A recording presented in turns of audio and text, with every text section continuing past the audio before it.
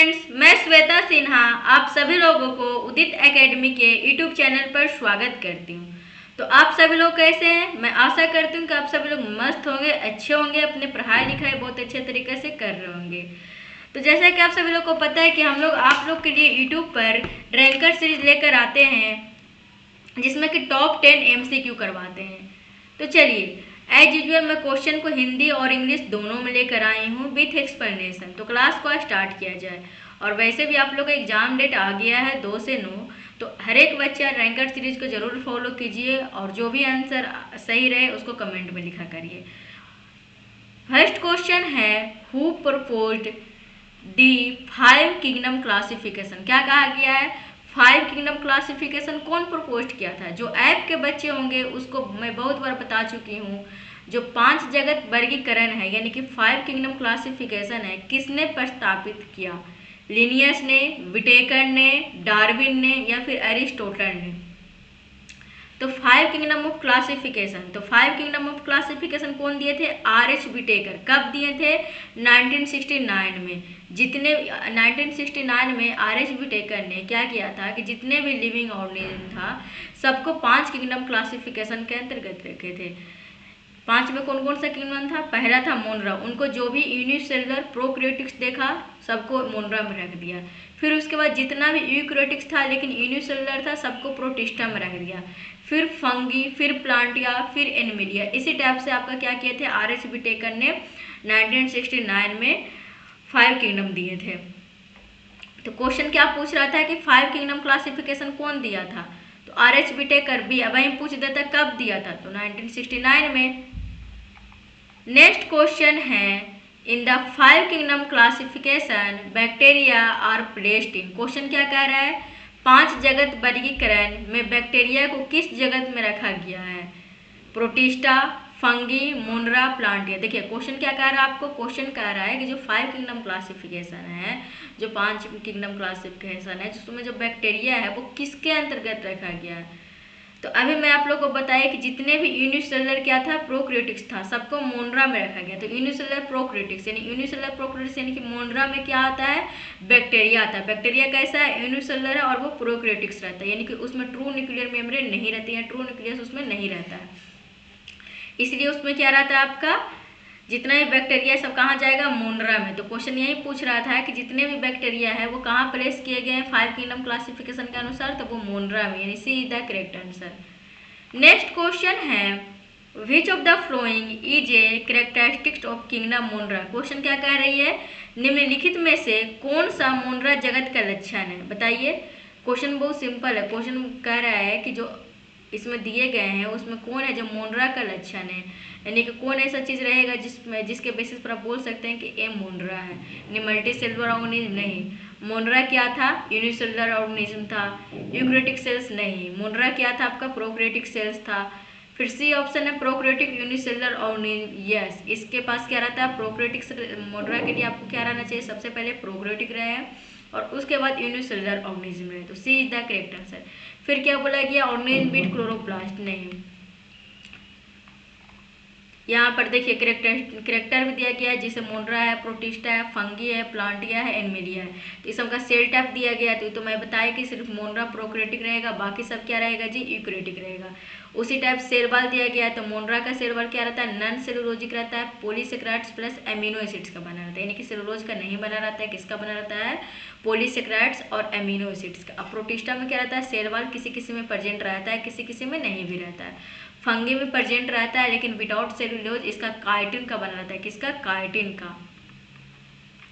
पूछ देगा कि फंगी का सेल वॉल किसका बना है, तो क्या बोलिएगा? काइटिन। फिर है आपका प्लांटिया। प्लांटिया में क्या रहता है? सेल वॉल प्रेजेंट रहता है और किसका बना हुआ रहता है? सेलुलोज का।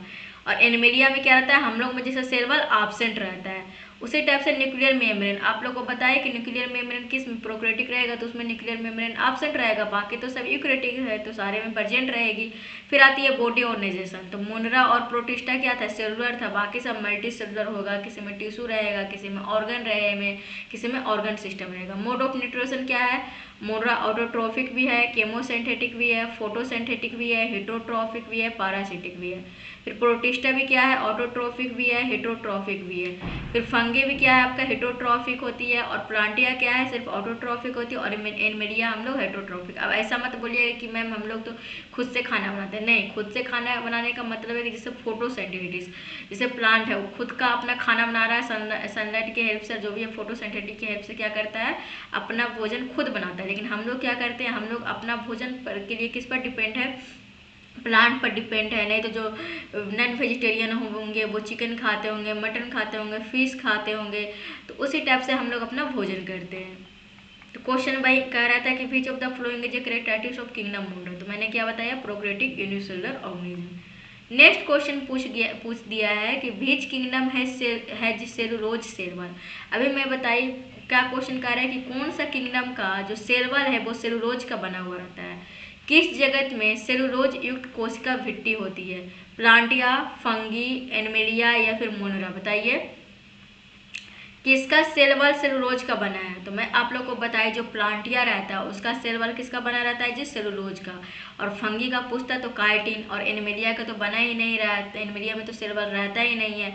मोनरा पॉलीसेकेराइड्स प्लस एमिनो एसिड्स या पेप्टिडाइग्लोकेन भी बोल सकते हैं। नेक्स्ट क्वेश्चन है which disease is caused by Plasmodium. Question क्या कह रहा है, क्वेश्चन कह रहा है कि प्लाज्मोडियम द्वारा कौन सा रोग होता है, टाइफाइड, मलेरिया, कोलेरा या फिर ट्यूबरकुलोसिस। तो बताइए सबसे बहुत सिंपल क्वेश्चन है, प्लाज्मोडियम द्वारा कौन सा रोग होता है। तो प्लाज्मोडियम द्वारा कौन सा रोग होता है आपका, मलेरिया होता है। कौन सा रोग होता है जी, मलेरिया होता है। करेक्ट आंसर क्या हो जाएगा, बी मलेरिया। टाइफाइड किससे होता है, सैल्मोनेला टाइफी से होता है। क्वेश्चन पूछ सकता है कि टाइफाइड किससे होता है, तो क्या बोलिएगा, सैल्मोनेला टाइफी से।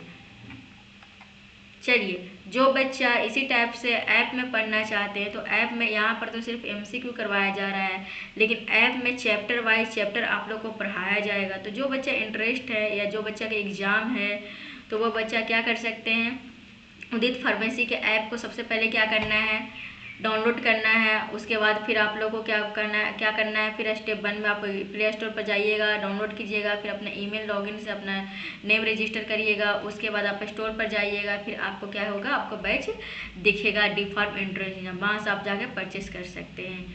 देख रहे हैं इस टाइप से आपको करना है। सबसे पहले उदित फार्मेसी के ऐप डाउनलोड करना है, फिर अपना mobile number, name, email ID register करना है। उसके बाद स्टोर को विजिट करना है, फिर आप उदित फार्म क्या बोलते हैं आपका एंट्रेंस एग्जाम का बैच दिखेगा। अब कुछ भी डाउट हो तो उसके लिए आप हेल्पलाइन नंबर दिया गया है 9219303100, इस पर कांटेक्ट कर सकते हैं मॉर्निंग में 8 बजे से शाम को 6 बजे तक।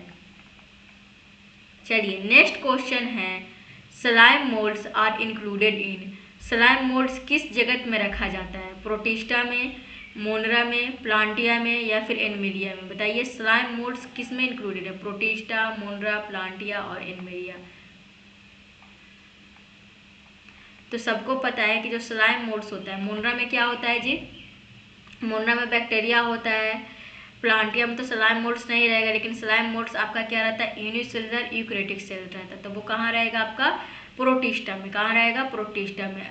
जो आप लोग पढ़े होंगे, जो भी ऐप पर बच्चे प्रोटिस्टा में, उसको बताया गया होगा स्लाइम मोल्ड्स।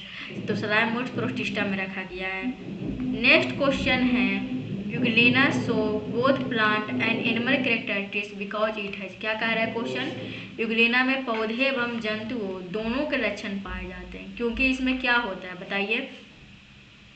यूग्लिना के बारे में क्या कहा गया है कि इसमें प्लांट और एनिमल दोनों का लक्षण है। क्यों, इसमें ऐसा क्या होता है, सेल वॉल ओनली, सिर्फ सेल रहता है, इसी सेल वॉल रहता है इसीलिए, या फिर हाइफिया प्रेजेंट रहता है इसीलिए, या फिर सूडोपोडिया रहता है इसीलिए, या फिर क्लोरोफिल और फ्लैजेलम रहता है इसलिए। तो आपको बता दे जो यूग्लिना रहता है उसमें क्या रहता है, क्लोरोफिल प्रेजेंट रहता है, जिससे क्या करता है वो अपना भोजन खुद भी बना लेता है। और फ्लैजेला भी रहता है, फ्लैजेला रहता है जिससे क्या होता है वो लोकोमोशन में हेल्प करती है। तो करेक्ट आंसर क्या हो जाएगा कि इसमें क्लोरोफिल प्रेजेंट रहेगा तो वो प्लांट की तरफ वर्क कर रहा है, और फ्लैजेला प्रेजेंट है तो वो एनिमल के करेक्टर शो कर रहा है। तो करेक्ट आंसर होगा आपका डी। देखिए वहीं लिखा गया कि यूग्लिना क्या करता है, फोटोसिंथेसिस भी करता है जैसे प्लांट करता है, और फ्लैजेलम जैसे एनिमल के पास फ्लैजेला रहता है तो वो मूव करता है, तो उसी टाइप से ये भी मूव करता है। नेक्स्ट क्वेश्चन है cyanobacteria are also known as. Question कह रहा है कि साइनोबैक्टीरिया को और किस नाम से जाना जाता है, green algae, blue green algae, red algae या फिर ब्राउन एल्गी? बताइए साइनोबैक्टीरिया के कौन सा नाम से जानते हैं? तो आप सभी लोगों को पता होगा कि साइनोबैक्टीरिया को हम लोग ब्लूस ग्रीन पिगमेंट, यानी कि इसमें ब्लूस ग्रीन पिगमेंट प्रेजेंट रहता है, इसलिए हम लोग क्या बोलते हैं, इसको ब्लू ग्रीन एल्गी बोलते हैं। इसमें कौन सा पिगमेंट प्रेजेंट रहता है? नीले हरे वर्णक होते हैं। आपसे पूछ देता है कि साइनोबैक्टीरिया में कौन सा पिगमेंट प्रेजेंट है, तो क्या बताते हैं? नीले हरे वर्णक होते हैं, इसलिए इसको क्या बोलते हैं? Blue green algae. इसलिए क्या इसको बोला जाता है? नील हरित शैवाल। क्या बोला जाता है? नील हरित शैवाल। तो क्वेश्चन क्या हो जाएगा? B is the correct answer. Next question is the cell wall of bacteria is mainly made up of. Question कह रहा है कि बैक्टीरिया की कोशिका भित्ति मुख्यतः किसकी बनी होती है? सेलुलोज का, कार्टिन का, पेप्टिडोग्लाइकॉन का या फिर लाइग्निन का? बताइए। अभी मैं बताई थी कि जो बैक्टीरिया है उसका क्या रहता है, किसका बना रहता है जी? पेप्टिडोग्लाइकॉन का बना रहता है। किसका बना रहता है? पेप्टिडोग्लाइकॉन का। सेलुलोज का सेल वॉल किसका बना रहता है? मतलब कि जो प्लांट का सेल वॉल होता है वो सेलुलोज से बना रहता है। काइटिन किसका बना रहता है? आपका फंगी का। लेकिन पेप्टिडोग्लाइकॉन से कौन बनता है? आपका किसका सेल वॉल बनता है? बैक्टीरिया। देखिए यहाँ पर लिखा भी गया है कि जो बैक्टीरिया का सेल वॉल है वो पेप्टिडोग्लाइकॉन का बना रहता है, जो स्ट्रेंथ और प्रोटेक्शन प्रोवाइड करवाता है। क्या करता है? बैक्टीरिया की कोशिका भित्ति किसके बना हुआ रहता है? पेप्टिडोग्लाइकॉन का, जो क्या करता है? मजबूती एवं सुरक्षा प्रदान करती है। यानी कि आपका जो बैक्टीरिया है उसको मजबूत और सुरक्षा कौन उसको प्रदान करता है? उसका सेल वॉल। नेक्स्ट क्वेश्चन है which division of plants is known as the amphibians of the plant kingdom. पौधे के किस विभाग को पादप जगत का उभयचर कहा जाता है? ब्रायोफाइटा का, एल्गी का, जिम्नोस्पर्म का या फिर एंजियोस्पर्म का? बताइए कौन सा ऐसा प्लांट किंगडम है जिसको amphibians of the plant kingdom कहा गया है? Amphibians of the plant kingdom. तो amphibians of the plant kingdom किसको बोलते हैं? ब्रायोफाइटा को। ऐसा क्यों बोलते हैं ब्रायोफाइटा को? इसलिए बोलते हैं क्योंकि रहता है जमीन पर, लेकिन इसको जब रिप्रोडक्शन के लिए किस पर डिपेंडेंट रहता है? एक वाटर पर डिपेंडेंट रहता है, इसलिए इसको amphibians of the plant kingdom बोला गया। लिखा भी गया यहाँ पर कि ब्रायोफाइटा को क्या बोलते हैं? Amphibians of the plant kingdom. क्यों? क्योंकि रहता तो है लैंड पर, यानी कि लिव ऑन लैंड, लेकिन जब इसके सेक्सुअल रिप्रोडक्शन की बात आती है तो ये वाटर पर डिपेंड रहता है, इसलिए क्या बोलते हैं इसको? Amphibians of the plant kingdom. तो चलिए आज का क्लास के लिए इतना ही। अब हम मिलते हैं नेक्स्ट क्लास में नेक्स्ट लेक्चर के साथ।